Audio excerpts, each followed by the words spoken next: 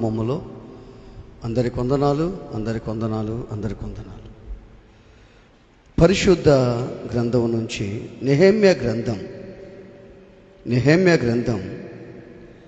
8వ అధ్యాయము 10వ వచనంలో చివరి భాగం. నెహెమ్యా గ్రంథం 8వ అధ్యాయము 10వ వచనంలో చివరి భాగం ఉంది, చూడండి. యెహోవా యందు ఆనందించుట వలన మీరు బలమొందెదరు. చాలు. యెహోవా యందు ఆనందించుట వలన మీరు బలమొందెదరు. ఈ వాక్య భాగంలో మనం గమనించినట్లయితే ఈ నెహెమ్యా గ్రంథం 8వ అధ్యాయము 7 నుంచి 10 వచనాలు కానీ మనం చూస్తే ఇక్కడ కొంతమంది కనిపిస్తారు మనకు. ఈ 7వ వచనంలో 13 మంది కనిపిస్తారు. ఈ 13 మంది ఎవరంటే యజ్రా అనుచరులు, వీళ్ళందరూ సహచరులు. యజ్రాకి నమ్మకంగా ఉన్నటువంటి వ్యక్తులు ఈ 13 మంది. ఈ 13 మంది ప్లస్ లేవీలు అందరూ కలిసి దేవుని వాక్యాన్ని, ధర్మశాస్త్ర యొక్క తాత్పర్యాన్ని వాళ్ళకి తెలియజేస్తారు. 8వ వచనంలో మనం చూస్తే ఇటువలనే వారు దేవుని గ్రంథమును స్పష్టముగా చదివి వినిపించి జనులు బాగుగా గ్రహించున్నట్లు దాన్ని వారికి అర్థము చెప్పారు అని ఉంది అక్కడ. అంటే ఈ 13 మంది తరువాత ఈ లేవీలందరూ కలిసి దేవుని వాక్యాన్ని వాళ్ళకు బోధించి ప్రజలకి అర్థం చెప్పారు. సేవకులు కూడా అర్థం చెప్తుంటారు కదా. సేవకులు దేవుని మాటలు చెప్పేటప్పుడు వాళ్ళకి అర్థం చెప్తారు. దేవుని వాక్యంలో ఏముంది, వాక్యం ఏం చెప్తుంది, వాక్యం ఎలా ఉంది, మనం ఎలా నడుచుకోవాలనని సేవకుడు ప్రజలతో మాట్లాడుతుంటాడు. దేవుని ద్వారా దేవుడు సేవకుల్లో ప్రవేశించినందువల్ల సేవకుడు ప్రజలకి చెప్తుంటాడు. అయితే చాలామంది సేవకులు మాట్లాడేటప్పుడు విశ్వాసులు కొంతమంది ఏడ్చేవాళ్ళు ఉన్నారు, ఆ వాక్యం విని ఏడ్చేవాళ్ళు ఉన్నారు, ఆ వాక్యం విని కోపగించుకునే వాళ్ళు ఉన్నారు. 2 కేటగిరీలు ఉన్నారు కదా.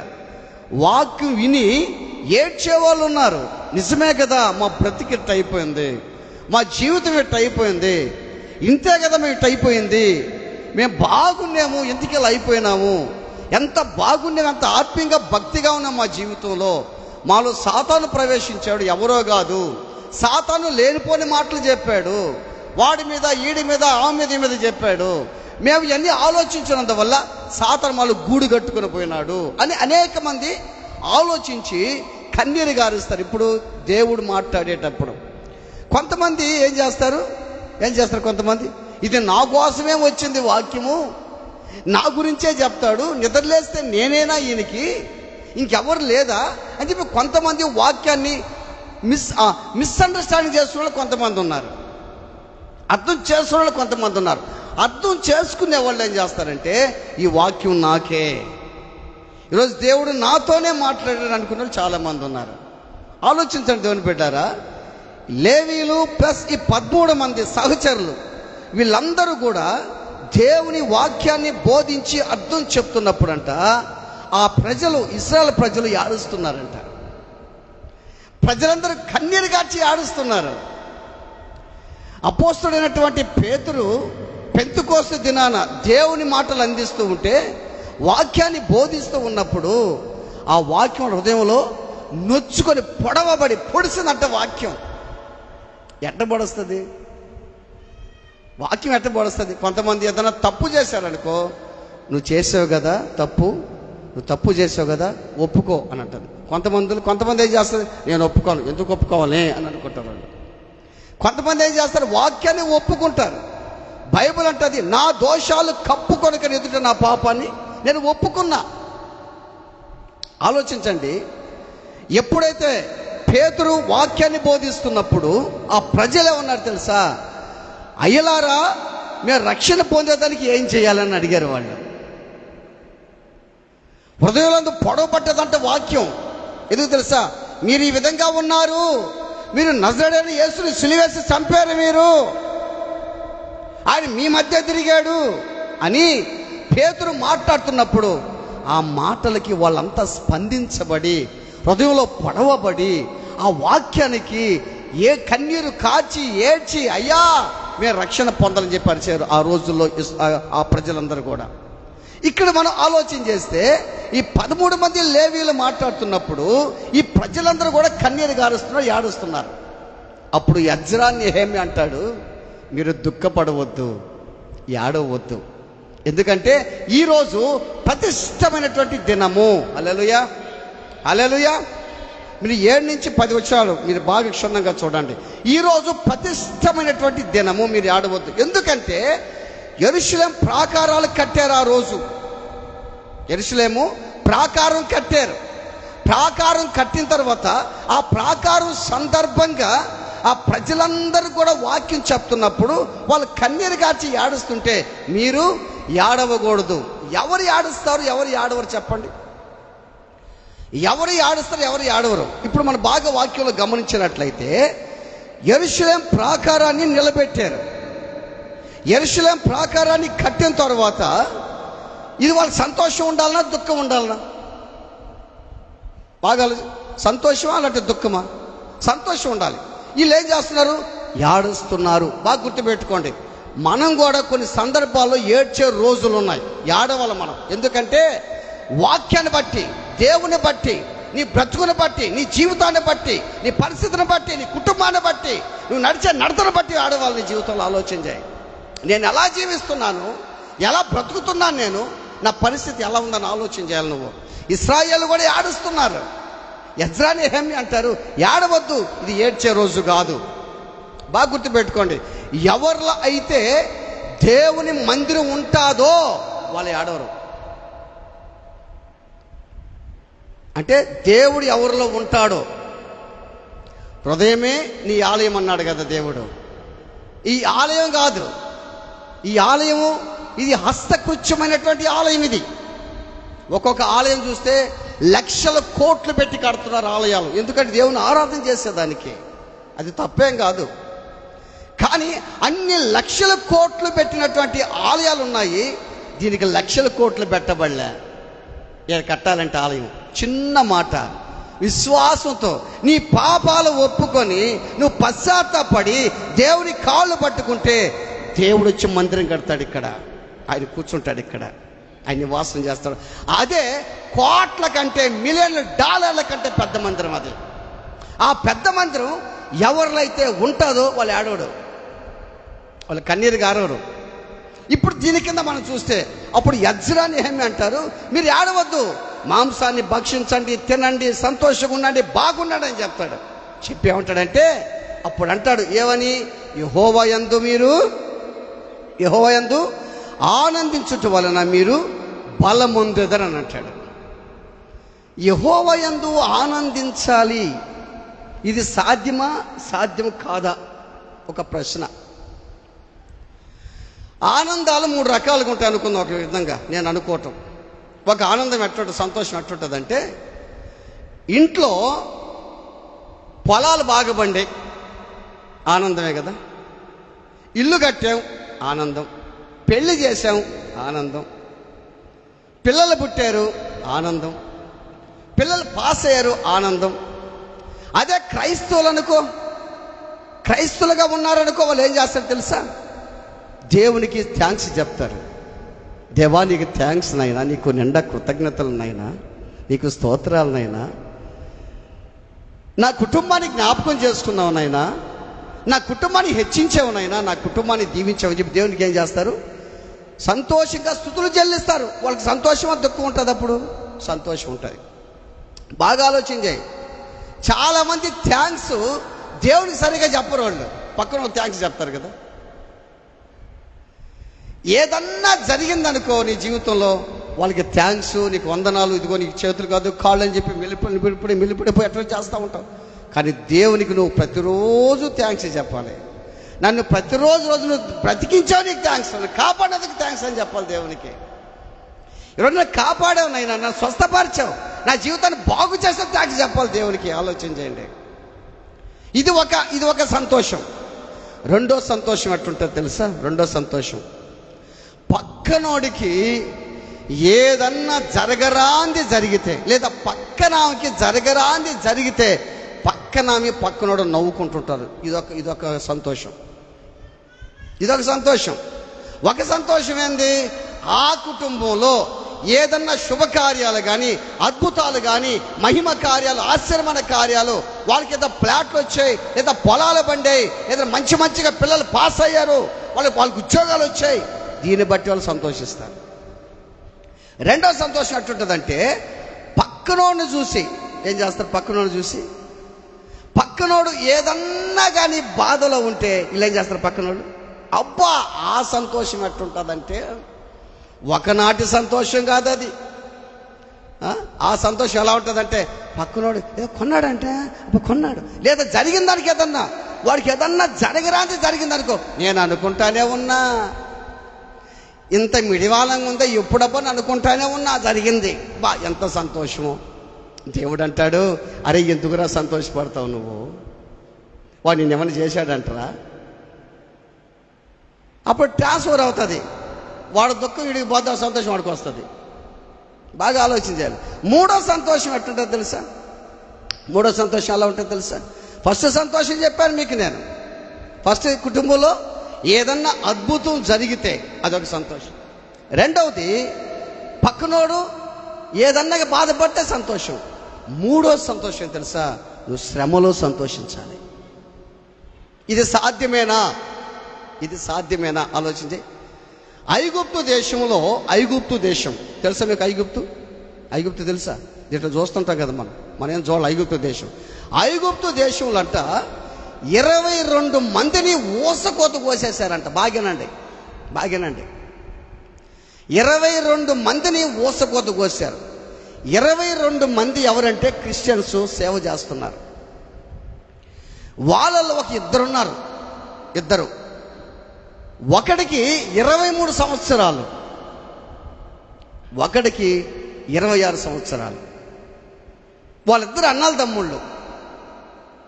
వాళ్ళని కోస్తా ఏం చేశారంటే, వాళ్ళ అమ్మకి వీడియో కాల్ చేశారంట. వీడియో కాల్ చేసి చూపించారంట. చూపిస్తా ఉంటే కోస్తా ఉన్నారంట. వాళ్ళమ్మ చూస్తూ ఉందంట. ఎందుకు చూస్తున్నారు? వాళ్ళమ్మ కుసించి అట్లా నలిగి చచ్చిపోవాలా, కన్నీరు గార్చాలా, తల పట్టుకొని ఏడవాల. వాళ్ళమ్మ సేవ చేస్తారా, క్రైస్తవులా, ఏం చేస్తుందో చూద్దామని వాళ్ళమ్మని ఈ వీడియో కాల్ చూపిస్తా, వాళ్ళమ్మ చూస్తూ ఉంటే ఇంకో నవ్వుకుంటా ఆనందంగా గంతులేస్తా అట్నే కోసేశారు. 22 మందిలో వీళ్ళు కూడా చనిపోయారు. అప్పుడు వాళ్ళమ్మ దగ్గరికి విలేకరులు వచ్చారంట. విలేకరులు వచ్చి, అమ్మా నీ 2 కుమారుని చంపేశారు కదా, మరి నీ పరిస్థితి ఎలా ఉంది, ఏమనుకుంటున్నావంటే అన్నదంట, నా 2 కుమారుల్ని చంపేటప్పుడు నా 2 కుమారుల యొక్క ముఖాన్ని, తేజస్సును చూశాను నేను. ఒకటి. రెండవది ఏం చేశానంటే, నా 2 కుమారుల్ని చూపిస్తా ఉంటే వీడియో ఎక్కడ కూడా పొరపాటు కాల, అంటే లైన్ బాగుండింది, నేను చూస్తా ఉన్నా, ఆ వీడియో నేను చూస్తా ఉన్నా. మూడోది ఏంటంటే, నా కుమారులు చనిపోయేటప్పుడు దేవుడికి స్తోత్రం చెప్పి చనిపోయారు.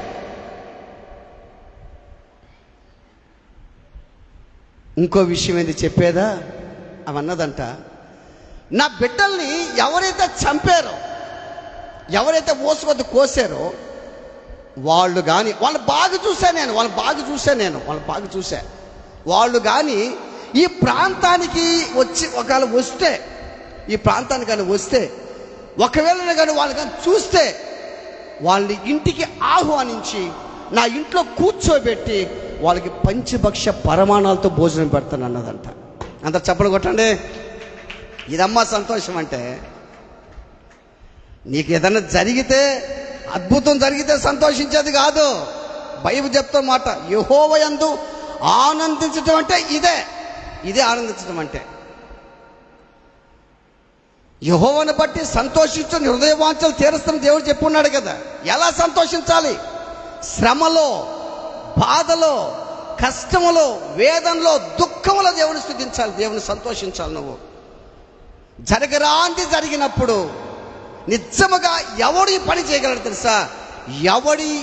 ఎవడిలో అయితే దేవుని మందిరం ఉంటుందో వాడు మాత్రం చేయగలడు.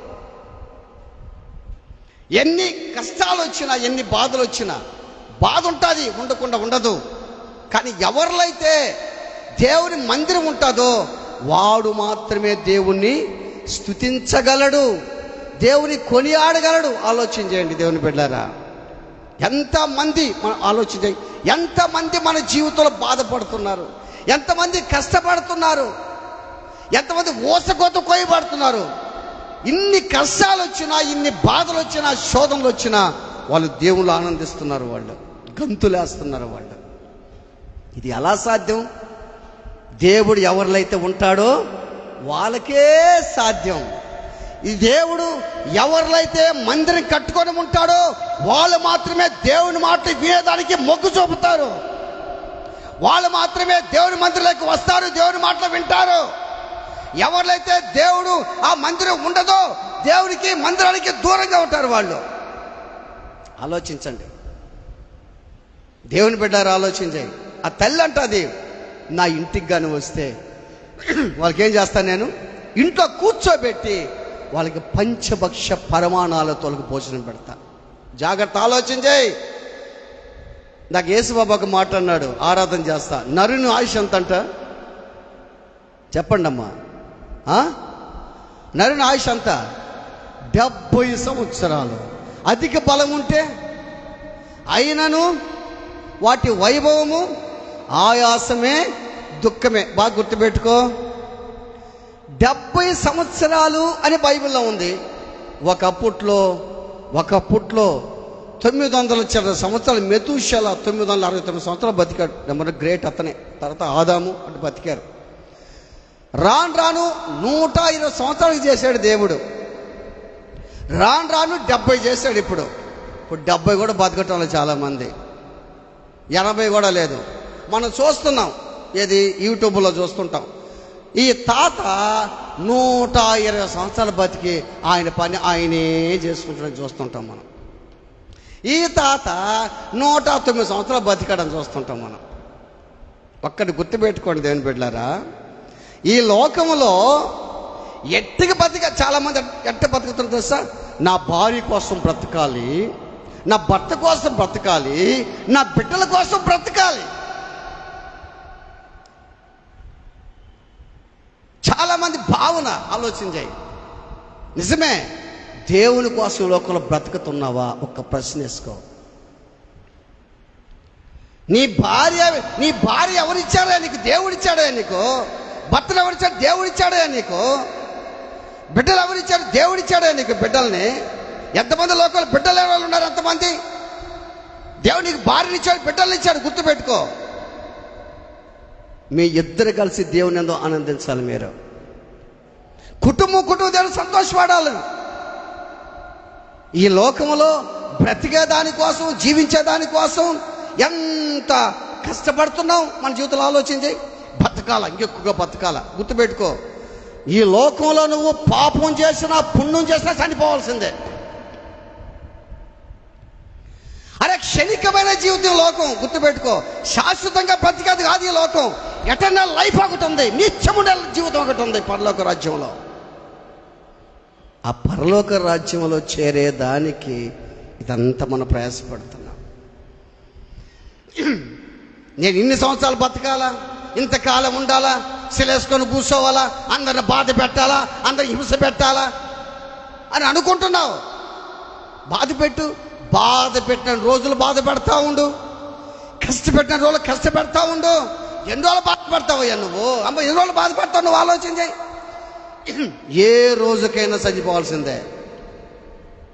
దీనికోసం ఈ లోకంలో ఎంత ప్రయాసపడుతున్నావు ఆలోచన చేయి. కానీ నిత్యము జీవించే లోకం ఒకటి ఉంది, పరలోక రాజ్యం. ఆడికి వెళ్ళాలి కదా మనం.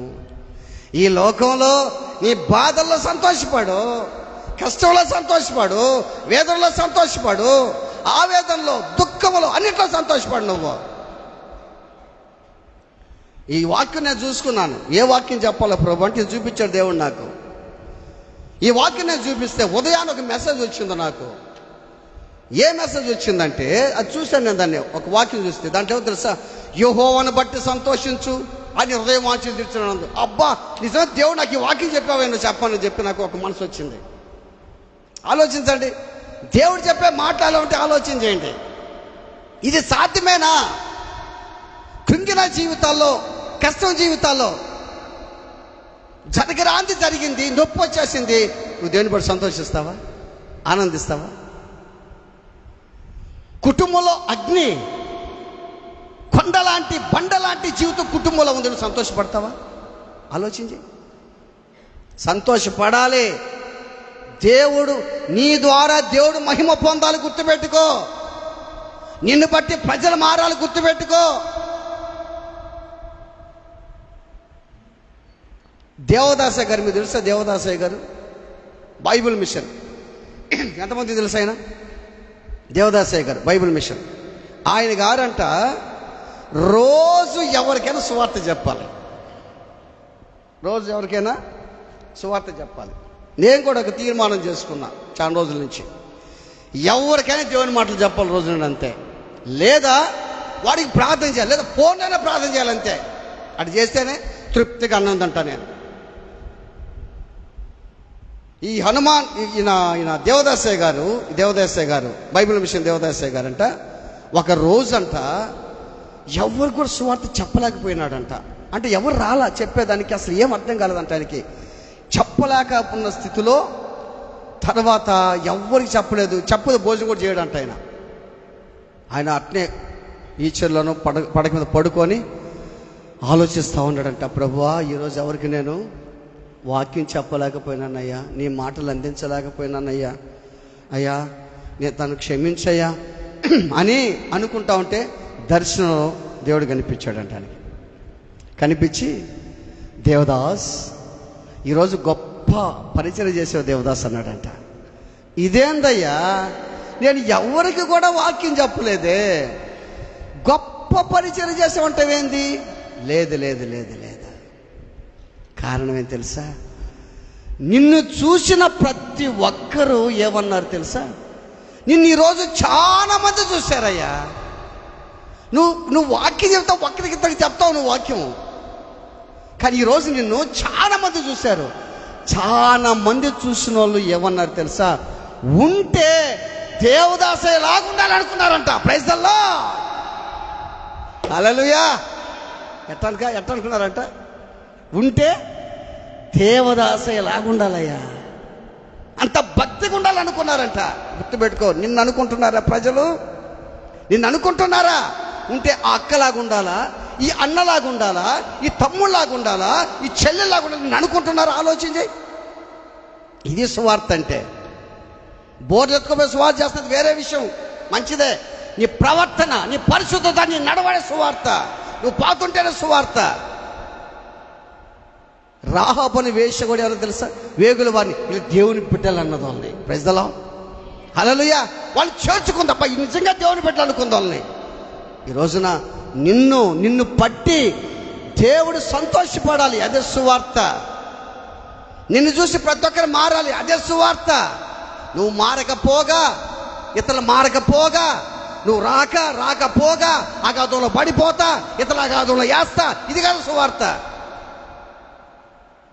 నీ ప్రవర్తన ఎలా ఉందో ఆలోచించాయి, నీ పరిశుద్ధత ఎలా ఉందో ఆలోచించాయి. దేవుని బిడ్డలారా చూడండి, దేవుడు అన్నాడంట దేవదాస గారితోటి, గొప్ప పరిచర్య చేసావయ్యా. ఏం చేశానయ్యా నేను?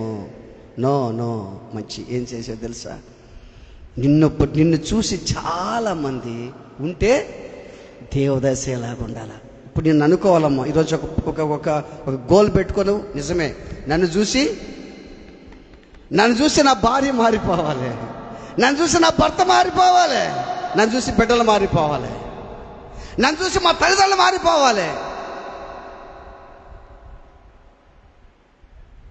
చాలామంది అంటుంటారు కదా, నువ్వేందు తల్లి మందిరంలో ఏమంటే ఎంత పాట పాడతావు, ఎంత ప్రార్థనలు చేస్తావు, ఏడు తిరస పెడతావు అనుకునే ఎంతమంది లేరు. నువ్వేందయ్యా పాస్టర్తో ఎంత బాగుంటావు, ఎంత విధేయంగా ఉంటావు, ఇక్కడ ఎంత ఈ పని చేస్తున్నావు వాళ్ళు ఎంతమంది లేరు? ఆలోచించి దేవుని బిడ్డలారా సరి జ్ఞాపకం చేసుకోండి. దేవుని దగ్గరికి ఎవరు పోతారు? దేవుని దగ్గరికి ఎవరు పోతారు? పరిశుద్ధులు. పరీక్ష హాల్ అనుకో, ఇది పరీక్ష హాల్ అనుకుందాం. పరీక్ష హాల్లో అందరు పరీక్ష రాస్తున్నారు. ఊరు పాస్ అవుతారయ్యా? చెప్పండి అమ్మా, చెప్పండి అయ్యా. బాగా రాసేవాళ్ళు పాస్ అవుతారు, రాయని వాళ్ళు కలెక్టర్ ఉద్యోగం అందరు కలెక్టర్లు అవుతారా? అందరు కలెక్టర్లు అవుతారా? ఆలోచించి. ఇప్పుడు ఇంకోటి కూడా ఉంది అనుకో, పరీక్ష హాల్లో పరీక్ష రాసేవాడు బాగా ఎవరైతే రాస్తాడో వాడు పాస్ అయ్యి వాడికి ర్యాంకులు వచ్చి ఉద్యోగాలు వస్తాయి. బాగా రాయినోడికి ఏమి రాదు, వాడు ఫెయిల్. లేదా చిట్టాలు పెట్టి రాశాడు అనుకో, ఇది కూడా చిట్టాలు పెట్టి రాశాడు అనుకో, పాస్ అవుతాడు. పాస్ అవుతాడు. అంటే అర్థం ఏంటంటే, ఇప్పుడు చెప్తా మీకు ఇంకొక అర్థం చెప్తా. ఇప్పుడు మనం పరీక్ష రాస్తున్నాం. ఇప్పుడు నువ్వు కరెక్ట్గా పరీక్ష రాస్తున్నావు. శ్రమలో, కష్టంలో, బాధలో, ఆర్థిక పరిస్థితుల్లో, రోగాలలో దేవుని సంతోషిస్తా, దేవుని అందు ఆనందిస్తా పరీక్ష రాస్తున్నావు, నువ్వు పాస్. కొంతమంది ఎట్లా తెలుసా? వేషధారులు ఉంటారు కదా కొంతమంది. చూసేదానికి ఎట్లుంటారు వాళ్ళు? భక్తిగా ఉంటారు. లోపల మాత్రం వాళ్ళు ఏమంటారు? వాళ్ళని వేషధారులు అంటారు. వాళ్ళకి ఏముంది అంటే భలే ఉంటారు. వాళ్ళు మందిరికి వస్తారు, ప్రార్థన చేస్తారు, భలే ఉంటారు. వాళ్ళు కానీ ప్రార్థన చేస్తే దీర్ఘ ప్రార్థన స్లాప్ కూడా లేచిపోవాలంతే. అట్టుంటారు కొంతమంది. అంటే వాళ్ళ ప్రార్థన అలాగుంటుంది అన్నమాట. వాళ్ళు అట్టుంటారు. వాళ్ళు చూసేదానికి బాగుంటారు, లోపల మాత్రం అట్టుంటారు. మేడి పండు చూడు మేలమయ్యుండు, దాని పొట్ట విప్పి చూడు పురుగులుండు. బాగా ఆలోచించండి. మేడి చెట్టు కూడా అట్టుంటుంది తెలుసా? మేడి చెట్టు చూసేదానికి బాగుంటుందంట, లోపల బోలంట చెట్టు, లోపల బోల చెట్టు అంట అది. మేడి చెట్టు కూడా అదే ఎన్నుకున్నాడు జక్కయ్య, బోల చెట్టు. అయినా దేవుడు జక్కయ్యని మార్చి నీతిమంతునిగా చేశాడు దేవుడు. ఆలోచించే. పైకి బాగుండి లోపల ఇదంతా కల్మషం పెట్టుకుంటే వాళ్ళు వేషధారులు. వాళ్ళు దేవుని దగ్గరికి అంటే అందరూ ఉన్నారు కదా, అందరూ వస్తున్నారు కదా గుడికే. బుద్ధిగల కనికలు ఉన్నారు కదా. బుద్ధిగల కనికలు నూనెను దీపాలని సిద్ధం చేసుకున్నారు. బుద్ధి లేని కనికలు ఆ సమయానికి వాళ్ళు కూడా కనికలు. వాళ్ళే వైట్ డ్రెస్, వీళ్ళ వైట్ డ్రెస్, వాళ్ళు బాగున్నారు, శుభ్రంగా బాగున్నారు, నా దగ్గర తెల్లగొడ్లు వేసుకుంటారు, వాళ్ళే ఉంటే బ్రహ్మాండంగా ఉన్నారు వాళ్ళు. అప్పుడు యేసుకి తేలిపోయింది. అదే మన తేలిపోయారో దగ్గరికి వస్తుంది, మన జీవితం తేలిపోయారో దగ్గరికి వస్తుంది. ఇప్పుడు ఆలోచించే దేవుని బిడ్డలారా, నిన్ను బట్టి అనేక మంది మారాలి. ఆ బాధలో, కష్టంలో దేవుని స్తుతించయ్యా. బాగా కష్టం వచ్చింది అనుకో, నీకు ఇంట్లో బాగా కష్టం వచ్చింది అనుకో, దేవా నీకు స్తోత్రం నాయనా, నాకు ఈ కష్టం ఇచ్చినందుకు కొందరు దేవుడికి చెప్పు. సంతోషం వస్తేనా థ్యాంక్స్ చెప్పేది, ఏదైనా వస్తేనే థ్యాంక్స్ చెప్పేది, కష్టం వస్తే చెప్పవా దేవుడికి? ఒకసారి చూడండి, అపోస్తుల కార్యాల్లో 5వ అధ్యాయము చివరి వాక్యం చదవండి. 5వ అధ్యాయం చివరి వాక్యం.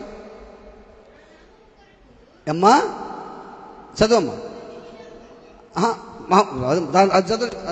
చదువు. ఆ నామమా,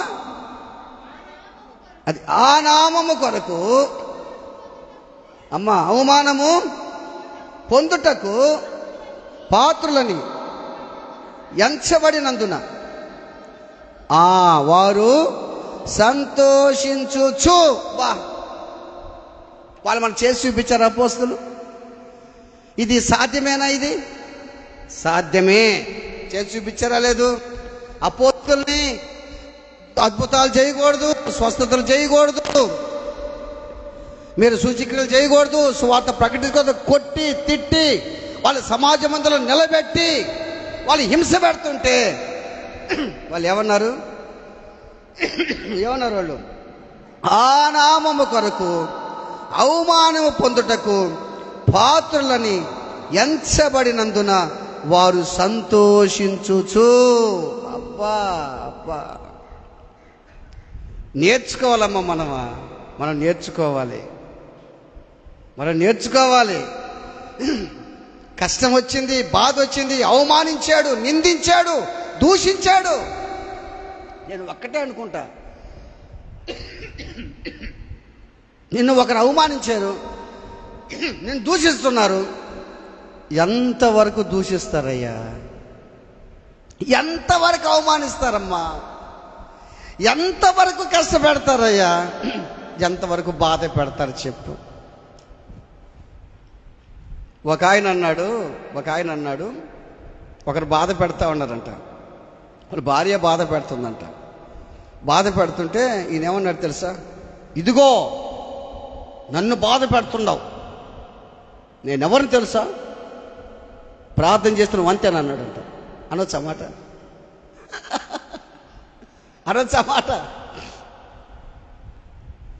గుర్తుపెట్టుకోండి. కారణం ఏం తెలుసా?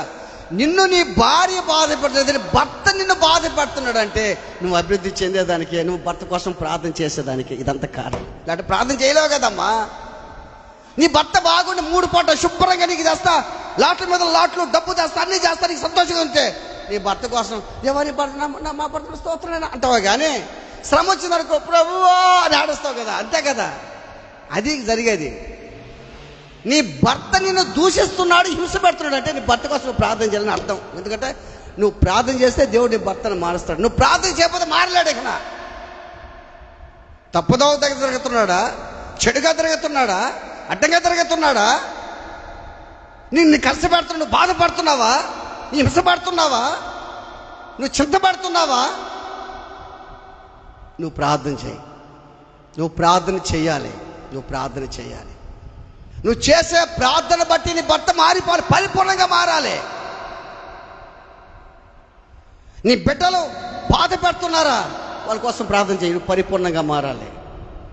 నీ కొడుకులు బాధ పెడుతున్నారా, కూతురు బాధ పెడుతున్నారా, నువ్వు బాగా ప్రార్థన చేయాలి. దేవుని బిడ్డలారా ఆలోచించండి, ఇది ప్రార్థన చేసేదానికే. నువ్వు సంతోషించుదాన్ని. నీ భర్త తిడితే, నా భర్త నేను తిట్టినందుకు స్తోత్రం, కొట్టినందుకు స్తోత్రం, నా కొడుకు మాట్లాడినందుకు స్తోత్రం, నా కూతురు హింస పెడుతున్నందుకు స్తోత్రం. నువ్వు ఆ విధంగా కానీ చేస్తే దేవుడు అంటాడు, అరే అబ్బా, నా బిడ్డలు, నా కూతురు, నా కొడుకులు, నా కుమార్తెలు వాక్యం విని చాకులాగా మారిపోయినారయ్యా. ఇలా వాక్యం హృదయంలో పెట్టుకొని ఎంత సంతోషంగా ఉన్నారు, శ్రమలో కూడా సంతోషిస్తున్నారే, నా గ్రంథాన్ని ఫాలో అవుతున్నారే. ఆలోచించాయి. అపోస్తులు ఆ నామము కొరకు, ఏ నామం అది? యేసు నామం. ఆ నామము కొరకు ఆ అవమానం పొందుటకు పాత్రులనించబడినందున వారు సంతోషించుచు మహాసభ యొద్ద నుండి వెళ్ళిపోయి ప్రతి దినము దేవాలయములో ఇంటింటను మానక బోధించుచు యేసే క్రీస్తుని ప్రకటించుచున్నారు. ఏదన్నా చిన్నది కానీ ఇంట్లో కానీ జరిగితే ఏం చేస్తాం మనం? వీళ్ళేం మీకు అర్థమవుతారు చెప్తా. వీళ్ళేం చేస్తున్నారు? అవమానం వచ్చింది, కొట్టారు, దూషించారు, తిట్టారు, హింస పెట్టారు, అవమానం వచ్చింది, సంతోషిస్తా ఆడికెళ్ళారు వీళ్ళు. అది మనమైతే మనం చెప్పండి, మనమైతే ఏం చేస్తాం? Full stop. దేనికి? సరే, దేవాలయకి ఫుల్ స్టాప్ పెట్టావనుకో, భర్త ఏదో అన్నాడు అనుకో, ఫుల్ స్టాప్ పెట్టేసావు, అయిపోయింది. ఇంక మందిరికి ఆ రోజు రావు. మళ్ళీ భర్త మనసు మారి ఏం చేస్తాం? అట్లా అన్నవా ఇవ్వండి, అల్లయి బజార్ దగ్గర పావు లేచిపోవా, బజార్కి ఏమో పోతావు, చర్చికి ఏమో రావు. ఆలోచించే, ఎంతటి అవివేకులు ఉన్నాం ఆలోచించే. మనం దేవుని మార్గంలో ఏమైనా నడుస్తున్నాం ఆలోచించే. ప్రపంచ గవర్నమెంట్ రాబోతుంది.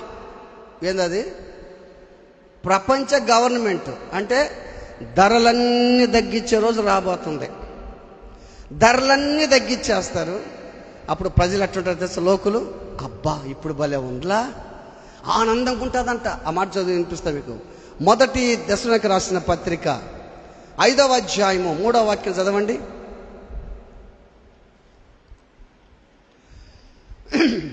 మొదటి దశలోకి రాసిన పత్రిక. లోకులు నెమ్మదిగా ఉంది, భయమేమీ లేదని. గర్భిణీ స్త్రీకి ప్రసవేదన పడు ఆకస్మికముగా నాశనము తటస్థించును.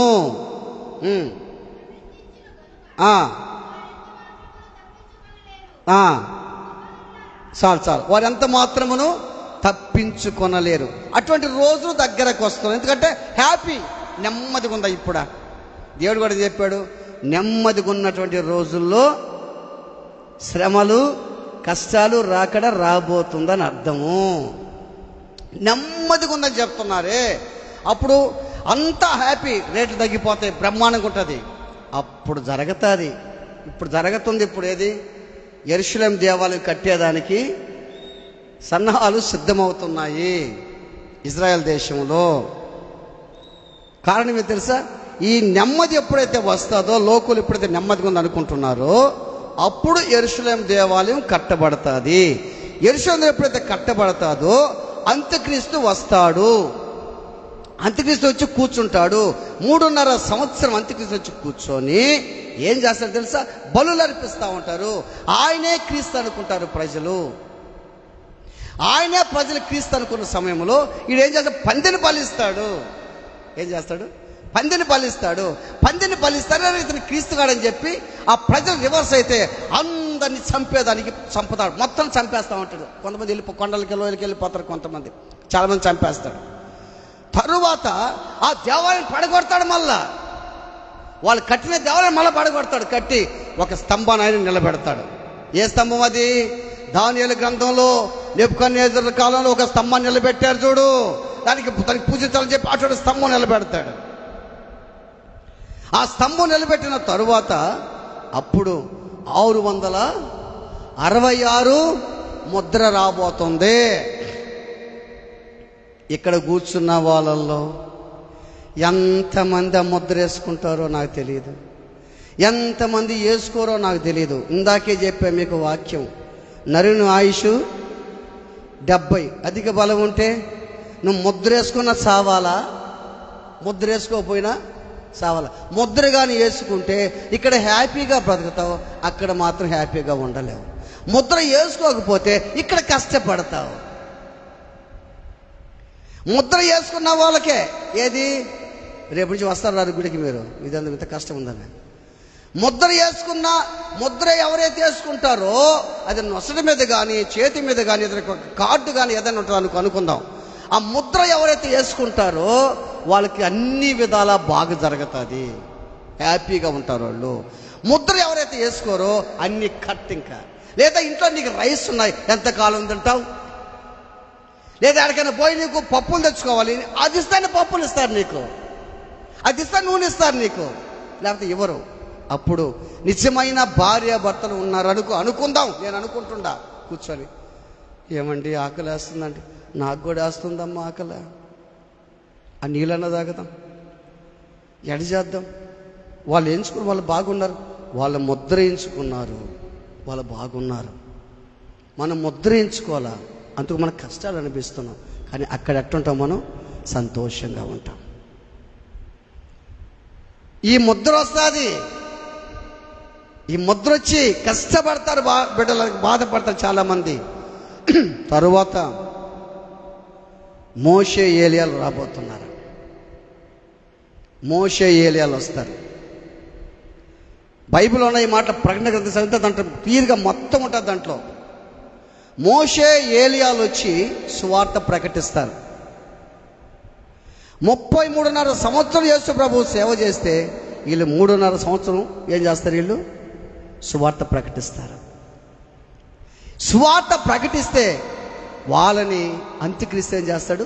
చంపేస్తాడు. ఇప్పుడు బాగా అర్థం చేసుకోండి, ఆత్మగా ఉంటాను అంటున్నారే ప్రజలు. బాగా గుర్తుపెట్టి మీకు బాగా అర్థం చేసుకోండి. ఆత్మ ఏం తెలుస్తుంది? ఆత్మ అయితే అగ్నిలో వేస్తే మంట ఏంది? అగ్నిలో వేస్తే శరీరం ఉంటేనే కదా మనకు బాధ కలిగేది, అంతే కదా. ఇప్పుడు అగ్నిలో వేస్తే అగ్ని ఆరదు, పురుగు చావదు. వాళ్ళు వేదన అటువంటి తెలుసా? రాత్రింబగళ్ళు కష్టపడతానే ఉంటారు వాళ్ళు. ఎప్పుడైతే వాళ్ళని చంపేశారో దేవుడే చెప్తాడు. దేవుడు అంటాడట, ఇటు రాండి అని పిలుస్తాడంట వాళ్ళని. అప్పుడప్పటికే 3:30 రోజు శవాలు భూమి మీద ఉంటే అప్పుడు వాళ్ళు లేచి అక్కడనే ఆ పాదాలు నిలిపి పైకి దేవుని దగ్గరికి వెళ్ళిపోతారంట వాళ్ళు. ఎప్పుడైతే వెళ్ళిపోతారో కొన్ని రోజులకి దేవుని రాకడ వస్తుంది. ఆమేన్, హల్లెలూయా. అంటే ఎంతో తొందరలో లేదు, ఎంతో దూరంలో లేదు. గుర్తుపెట్టుకో, నగ్న సత్యం ఇది, నగ్న సత్యం. మోషే ఏలియాలు గుర్తుపెట్టుకో, అలర్ట్ అవ్వాలి. యెరూషలేము దేవాలయం కడితే అలర్ట్ అవుదాం అనుకుంటున్నావేమో, కట్టలేక నువ్వు నేను ఉంటావో లేవో కూడా తెలియదు. దీపం ఉండగా నీళ్ళు చక్క పెట్టుకోవాలి. ఎప్పుడు కడతారు కూడా మనకు తెలియదు. టెక్నాలజీ ఈ రోజే కట్టొచ్చు, రేపు కట్టొచ్చు. ఆ రోజుల దగ్గరకు వచ్చాయి. ఎప్పుడు రాకడ వస్తుందో పరిశుద్ధులందరూ కూడా దేవుని దగ్గరికి వెళ్ళిపోతారు. ఇందాక చెప్పారు కదా వాక్యం, దేవుని నమ్మని వారు వేషధారులు ఉన్నారే, బాగా భక్తి ఉన్న వాళ్ళందరూ కూడా పడతారు ఇక్కడ. పరిశుద్ధులు దేవుని నమ్ముకున్న వ్యక్తులు, బాగా గుర్తుపెట్టుకోండి. సజీవుడని క్రీస్తు పరిచయ విశ్వాసులారా, దేవుని నమ్ముకున్న వ్యక్తులందరూ కూడా ఏడుంటారు? దేవుని దగ్గర ఉంటారు. ఆ నిత్య విశ్రాంతిలో, ఆ పరదేశంలో ఆనందంగా ఉంటారు. నమ్మని వారు ఈ లోకంలో ఎట్టుంటారు? కష్టం, బాధ, శ్రమ, మరణం కోసం ఎతకతారంట వాళ్ళు. మరణమే రాదంట వాళ్ళకి. ఇంకా అటువంటి రోజులు రాబోతున్నాయి. ఆ రోజులు మనం అనుభవిద్దామా, లేదా క్షణికమైన సుఖాల కోసం, తుచ్చమైన అభిలాషల కోసం ఆత్మీయ జీవితాన్ని కాలదనుకొని నిత్యత్వాన్ని కోల్పోదామా? ఆలోచించే. ఈ లోకంలో ఎన్నో కష్టాలు వస్తున్నాయి, మనకు శోధనలు వస్తున్నాయి. తట్టుకొని నిలబడు, ఏం కాదు, నిలబడు, టేక్ ఇట్ ఈజీ, అంతే. నిలబడు, ప్రతిదానికి దేవునికి స్తోత్రం చెప్పు, ఆనందంగా గడుపు, సంతోషంగా గడుపు. అపోస్తులు అంత అవమానిస్తుంటే ఆ నామము కోసం ఎన్ని కష్టాలైనా పడాలనుకో దేవుని స్తుతిస్తూ సంతోషిస్తూ దేవాలయానికి వెళ్ళిపోయారే. ఈ రోజున నువ్వు దేవాలయ చర్చిలకి బాధ ఉంటే రావు, సంతోషంగా కూడా రావు. అలా ఉంటే దేవుని దగ్గరికి మనం పోగలమా? పరలోక రాజ్యం అంటే సామాన్యంగా ఉందా? మనం పాటలు కూడా పాడుతుంటాం కదా. బాగా గుర్తుపెట్టుకో, నువ్వు పాట పాడితే, బాగా గుర్తుపెట్టుకో, నువ్వు పాట పాడినా, నేను పాట పాడినా, లేదా వాక్యం చెప్పినా ప్రజలందరూ మెచ్చుకోరా? భలే చెప్పాడయ్యా వాక్యం, భలే పాట పాడారే వాక్యం అంటాడు. నీవైతే పాటలో ఉన్న అర్థం ప్రకారంగా జీవిస్తే, నేను వాక్యం చెప్పి అర్థం ప్రకారం జీవిస్తే దేవుడు సంతోషపడతాడు. ఆమేన్. బాగా గుర్తుపెట్టుకొని దేవుని బిడ్డలారా, నువ్వు ప్రార్థన చేసావని, లేదా వాక్యం చెప్పేవని, పాట పాడేవని ప్రజలందరూ కూడా భలే పాడారు, చక్కగా పాడారయ్యా అని మెచ్చుకోవచ్చు. కానీ పాట ప్రకారం, పాట ఉన్న భావం ప్రకారం జీవించాలి. వాక్యం చెప్పే నేను వాక్య ప్రకారం కానీ జీవించకపోతే వ్యర్థని చెప్పే మాటలంతే. నేను వాక్య ప్రకారం కానీ జీవిస్తే దేవుడు నన్ను మెచ్చుకుంటాడు. నేను వాక్యం కరెక్టే చెప్తే ప్రజలు దూషిస్తారు, నా కోసమేనని. మనుషులు కొనియాడితే శ్రమ మనకు. గుర్తుపెట్టుకోండి. ఈ రోజున ఆలోచించండి దేవుని బిడ్డలారా, యెహోవాను బట్టి ఆనందించటం వలన మీరు బలమొందెదరు. మీకు బలం వస్తుంది. ఆ బలాన్ని దేవుడిస్తాడు. ఆయన మనం సంతోషిస్తే ఆ బలమే మనకు వస్తుంది. ఆ బలమే మన పరలోక రాజ్యం తీసుకెళ్తుంది. ఆయనలో ఆనందించకపోతే బలహీనమే మన జీవితంలో. అట్టి కృపదేవుడు మీకు దయచేయనుగాక. ఆమేన్. ప్రార్థన చేసుకుందాం. అందరూ పైకి నిలబడదాం. అందరూ పైకి